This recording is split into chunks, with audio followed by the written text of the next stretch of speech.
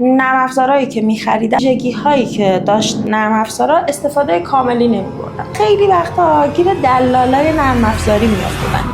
خانم صالحی، به نظر من شغل شما نیاز به آگاه سازی داره. یه توضیح مختصری اگه بخواید راجع به شغلتون بدید چیا به من میگید؟ من چرا این کارو شروع کردم فکر کنم اگر بگم متوجه کلیت شغل من میشید. مشاور خیلی از کسب و کارا بودم. یه مشکلی که داشتن، نرم افزارهایی که می‌خریدن و دیتاها رو توش درست وارد نمی‌کردن و از ویژگی‌هایی که داشت نرم افزارها استفاده کاملی نمی‌بردن و خیلی وقتا گیر دلالای نرم افزاری می‌افتادن، یا به خاطر سودی که از فروش یه نرم افزار عایدشون میشه، یا به خاطر اینکه فقط یه نرم افزار رو بلدن اون نرم افزار رو معرفی میکنه. در صورتی که شما به عنوان یه حسابدار نرم افزار حسابداری سپیدا رو بلد نیستی و واقعا برای مجموعه کاراییش بیشتره، از نظر صرفه اقتصادی حتی خریدش بهتره، میتونی معرفی کنی، استقرارش رو بدی به تیم خود، استقرار انجام بده و شما توش فقط سند ثبت کنی یا ازش گزارش بگیری. این برای نرم افزار CRM هم مورد استفاده است. طرف سال‌هاست نرم افزار CRM داره توی مجموعهش. مثلا شما میدونید که هر کمپین چقدر بازگشت سرمایه داره و هر مشتری که داره از این کمپین، مثل آگهی دیوار، وارد مجموعه تو میشه، چند هزار تومان برای تو هزینه برده، چقدر سود داره این کمپین. آیا میتونی این دیتا رو به من بدی؟ میگه نه، مگه میشه اینو حساب کرد؟ به خدا اگر اطلاعات